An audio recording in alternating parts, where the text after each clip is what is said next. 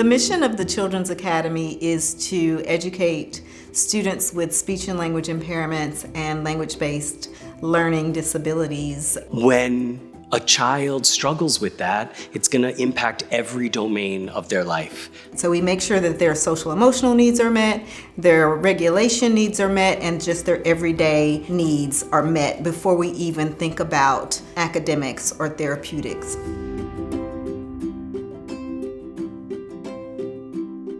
Finding Children's Academy felt like finding a needle in a haystack. And was just doing hours and hours of research on schools that I thought would be great for him. It's not an easy search, as many parents, special needs children will know.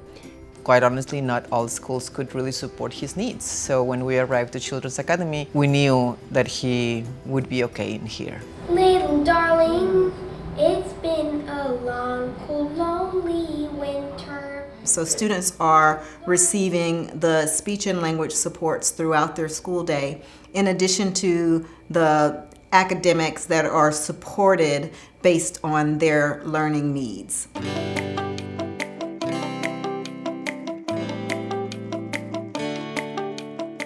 I really see his enrollment at Children's Academy as the starting point of his upward trajectory. They accept our kids as they are, and they want them to succeed. They see the potential that's in there, and they work tirelessly. And they've challenged her just the right amount so that she just kept moving forward without losing her confidence. I love Children's Academy because students are fun. It's such a positive and supportive environment. The way that therapy is integrated into the school day. We have such amazing staff members here. We highlight all of our students' strengths. Just because everyone feels like a family here. And very child-centered school.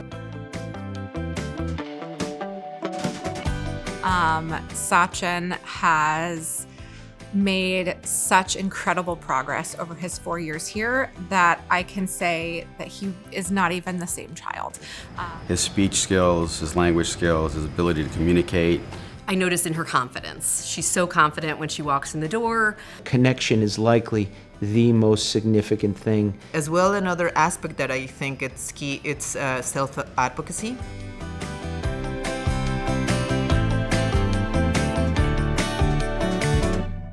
It's also a very friendly place. The school has a very good soul. And now we have K through 5 in one location to comprise our lower school, and we have grades 6 through 12 in a separate location to comprise our middle and upper school students and faculty.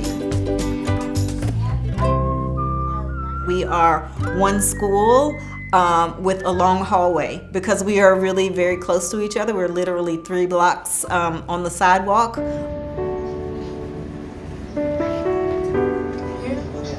One thing you'll notice when you walk in our halls is how diverse our student body is. And yes, racially diverse, ethnically diverse, socioeconomically, but something that's unique is also diagnostically diverse. Even their academic needs, their therapeutic needs, their cognitive abilities, their social abilities, the spectrum is wide. We believe immensely in the power of peer role modeling and creating a community. So we try to pair students that have complementary social needs so that when they're interacting with each other, they're actually learning from each other as well. And it is extremely unique that the speech pathologist stays in the classroom until the 12th grade. What are the people mentioned in this last sentence? So we don't take the speech therapist away, the speech therapist evolves with the child.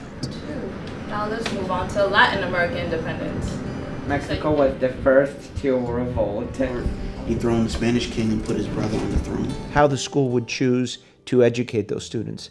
This is why there is homework. This is why the older students are still challenged. It is centered and rooted into a belief in the potential of our children.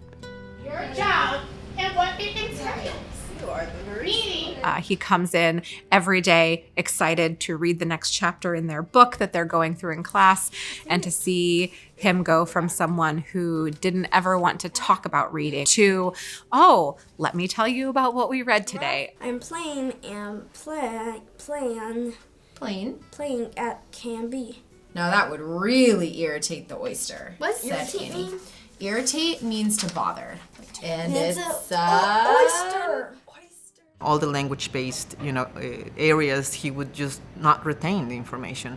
And it was until, we arrived here that he really started retaining information, and he developed an awareness. The grasslands that are covered in grass. To find pictures of your biome. I'm gonna use this. Sure. He's learning about like Greek forms of government and like philosophy and like geology. Like there's all these things that he knows and he understands, and I'm So like, we came up with a hypothesis. The air can fit better in a bigger balloon than in a smaller balloon.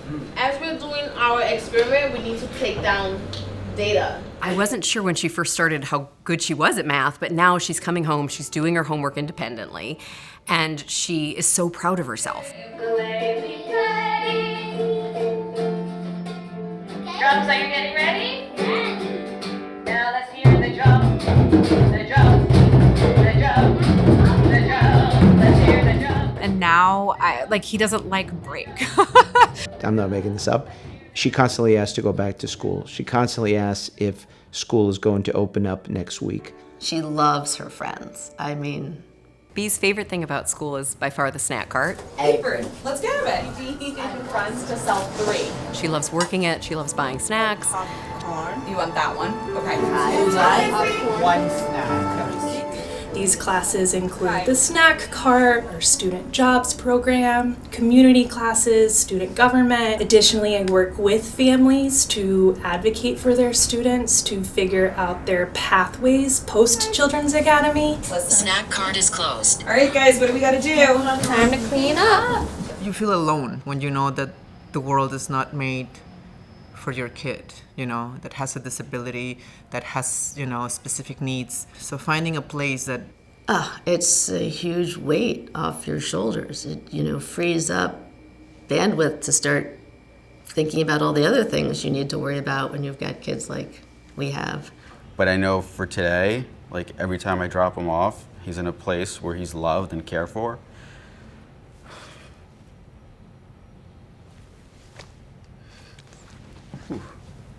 And yeah, that's really sweet. I think what's at stake if a Children's Academy doesn't exist is that those children do not grow and develop in a way that they feel valued, that they feel celebrated. I see very bright days ahead for the Children's Academy. So encourage all the other parents to dive in, jump in with both feet, because you will get more than you give. It's something unpredictable, but in the end is right. I hope you had the time of your life. I want to say thank you to Peter and Melissa as they depart Children's Academy for all of your hard work. Growing out Children's Academy and helping making this place what it is today. Thank you.